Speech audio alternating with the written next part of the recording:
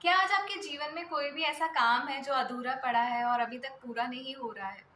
आप निराश हैं, आप मायूस हैं क्योंकि आपको ऐसा लग रहा है कि बहुत लंबा समय हो गया, मैं इस चीज़ पर या इस कार्य को बहुत लंबे समय से कर रहा हूँ, लेकिन अभी तक इसका कोई रिज़ल्ट नहीं आ रहा। और एक समय आने पर आपको ये लगता है कि शायद अब ये काम होने पर ही नहीं है। तो आइए आज का ये वीडियो आपको एक नई ताकत, एक नई जोश, एक नए उत्साह के साथ भरेगा। मैं दीपा आपका स्वागत करती हूँ अपने इस चैनल में, जहाँ हम बाइबल से रिलेटेड वचनों के द्वारा अपने अंदर एक नई ताकत, एक नई सामर्थ को प्राप्त करते हैं।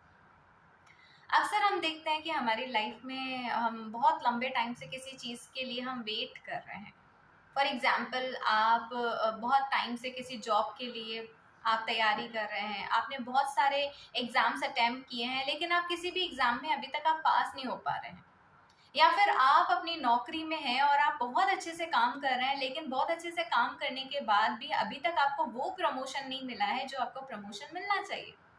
आपकी शादी को बहुत लंबा टाइम हो चुका है, लेकिन आप कंसीव नहीं कर पा रहे हैं, आपको संतान नहीं हो पा रही, इसीलिए आप परेशान हैं। और कहीं न कहीं ये निराशा का दौर जब ज़्यादा लंबे तक समय तक खिंच जाता है, तो हम मायूस होने लगते हैं और हमको लगता है कि अब ये काम शायद हमारे जीवन में नहीं होने वाला।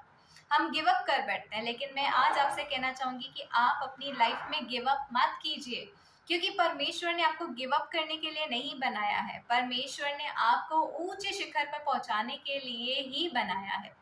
परमेश्वर हमेशा हमसे वायदा करते हुए पवित्र शास्त्र में कहता है कि मैंने तुझे सिर ठहराया है, पूँछ नहीं, मैंने तुझे शिरोमणि बनाया है। परमेश्वर हमें ऊंचे स्थान पर बिठाने के लिए हमारा चयन करता है। हाँ, मैं जानती हूँ कि कुछ चीज़ों में समय लग रहा है और कुछ चीज़ें अभी तक आपको होती हुई दिख नहीं रही हैं, लेकिन इसका ये मतलब नहीं है कि ये सारी चीज़ें नहीं होंगी।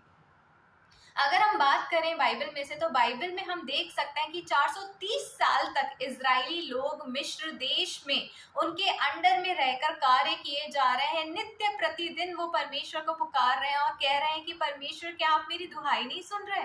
क्या आप नहीं देख रहे कि मेरे ऊपर कितनी ज्यादा पीड़ाएं हो रही हैं, मेरे शरीर के ऊपर कितनी यातनाएं दी जा रही हैं?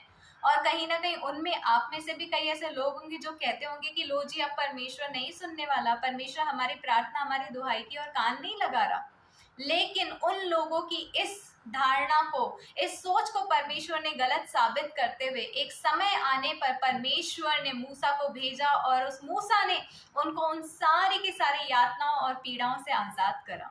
यदि हम यशाया में आए, तो यशाया के 64 नंबर के 8 नंबर आयत में परमेश्वर कहते हैं कि मैं जो जन्म में देता हूँ, क्या गर्भ के समय में, गर्भ में देने के बाद जन्म देने के समय तक लाकर क्या मैं उसको नहीं जन्माऊं? हाँ, परमेश्वर ऐसा नहीं है कि आपके गर्भ में कोई चीज को डालने के बाद उसको समय पे ना डिलीवर करवाए। परमेश्वर समय पे सारी चीजों को पूरा कर कर देने की ताकत रखता है। अगर आप कहें कि आज हम प्रेग्नेंट हुए, हमें गुड न्यूज मिली और दूसरे ही महीने में हमारे हाथ में बच्चा आ जाए, तो क्या ऐसा पॉसिबल है? और अगर हम मान लें कि अगर आज किसी लेडी ने कंसीव किया और वो 7th मंथ में समय से पहले डिलीवरी करती है, तो आप जानते हैं कि उसका क्या हाल होता है।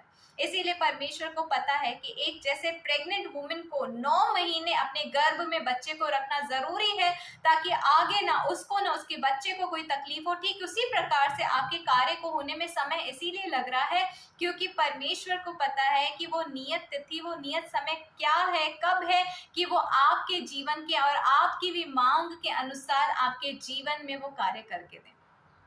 तो आप परमेश्वर में स्थिर बने रहें, अपने मन को निराश न करें। ऐसा ना सोचें कि मेरे जीवन में कार्य नहीं होने वाला, कार्य होगा और जरूर होगा। बस परमेश्वर के समय का इंतजार करें और परमेश्वर पर भरोसा रखें।